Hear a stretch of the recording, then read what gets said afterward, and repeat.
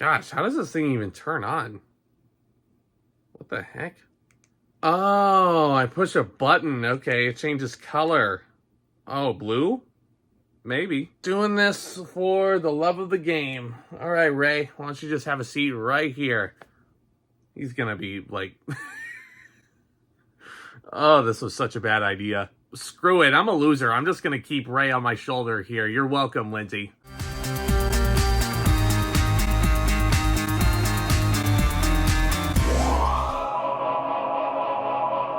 The Princess and the Frog. Yeah, this anniversary review is a little bit late. It turned 15 years old this past year. It's perfectly fitting with Tiana's Bayou Adventure also opening its doors at Disneyland in Anaheim, finally. Yeah, we got a chance to ride it when we were there about a month ago.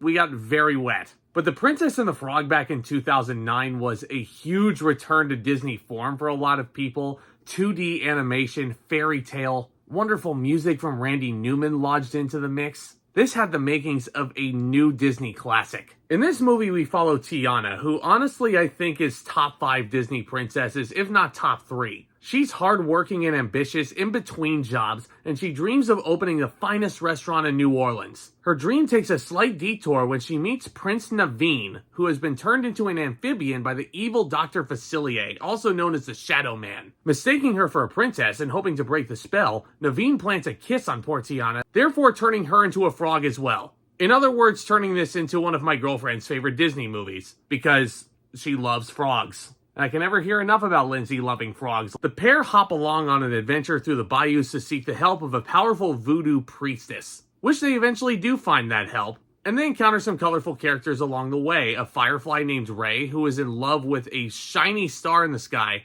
There's a big alligator named Lewis that they meet, who I absolutely love, and he dreams of being a jazz musician himself. And there's just a lot to love in this movie. The side characters, the comedic relief, both Ray and Lewis are both very fun characters. Prince Naveen himself feels very arrogant and very full of himself, but you don't necessarily hate him for that. You just kind of chuckle at him and you feel sorry for him that he's in the situation that he is. Because he was honestly duped by the Shadow Man, who I must admit, very, very fun Disney villain. I always love looking at his presence. Keith David's voice work in this movie is also phenomenal. And his singing voice ain't too half bad either. The songs in this movie are all very fun. I'm personally more of a Randy Newman fan than a lot of other people are. I respect a lot of what he's brought to the table in the cinema world. Friends on the Other Side is a phenomenal villain song. Almost There is extremely hopeful. It's a great I Want song in musical theater terms. I think he captures the vibe just right. And of course, the animation in this movie is so freaking colorful. It's great to see a new age 2D Disney animated movie.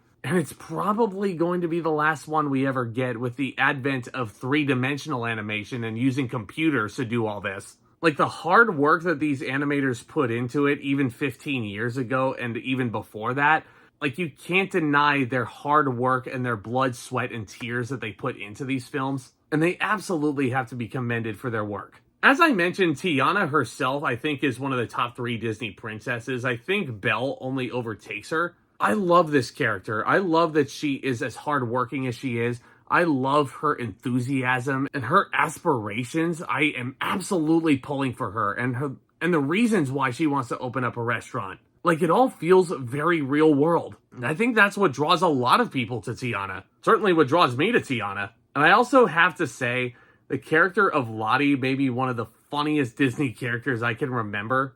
Every time I see her on screen and hear her delivering her dialogue... Prince Naveen of Meldonia is coming to New Orleans.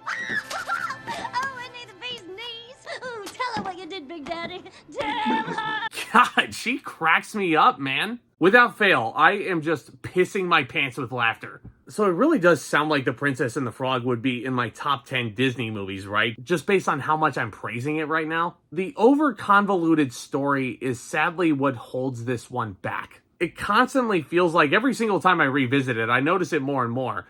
There are so many loopholes thrown into this. It constantly feels like the writers are just looking for some way to extend the runtime. And a lot of these classic 2D animated Disney movies didn't go above an hour and a half. If you want to go even older, like in the Snow White Pinocchio days, those movies ran for an hour 15. But nope, 2009, you kind of got to fill a quota, which I never really understood. Like, why do certain movies have to be super freaking long? And why do these movies have to be exactly this length, at least? It just felt to me like Princess and the Frog was just looking for ways constantly to fill that quota. And loopholes and overcomplicating the story are certainly a way to do that. Oh no, Ray fell over. Here, let me just clip you back on, buddy. Sorry. But yeah, no, Princess and the Frog is still a lot of fun. Even 15 years after the fact, I really enjoyed this in theaters. Even though it's not my all-time favorite Disney movie, like I'm sure it is for some of my peers on here, the story's a bit too messy for me to consider this top tier. All that being said, though, I mean, you have a great leading character, you have a phenomenal villain with a very fun song, very fun soundtrack overall by Randy Newman, and some very funny and super memorable side characters. This, in my opinion, makes The Princess and the Frog an absolute delight, and I'm going to give it an A-. If you haven't seen Princess and the Frog in a while, I absolutely recommend checking it out again when you get a chance. And let me know what you think. Did you guys grow up with Princess and the Frog? Do you have any memories of going to the theater to see this? Hit that subscribe button if you're new to the channel. Tap on that thumbs up as well if you want to hear more talk about Disney movies and also anything else new in the cinematic world. Lots more that we can discuss and then some over here, guys. Thank you again so much for your continued support. And with all that being said, Back Talk, commence.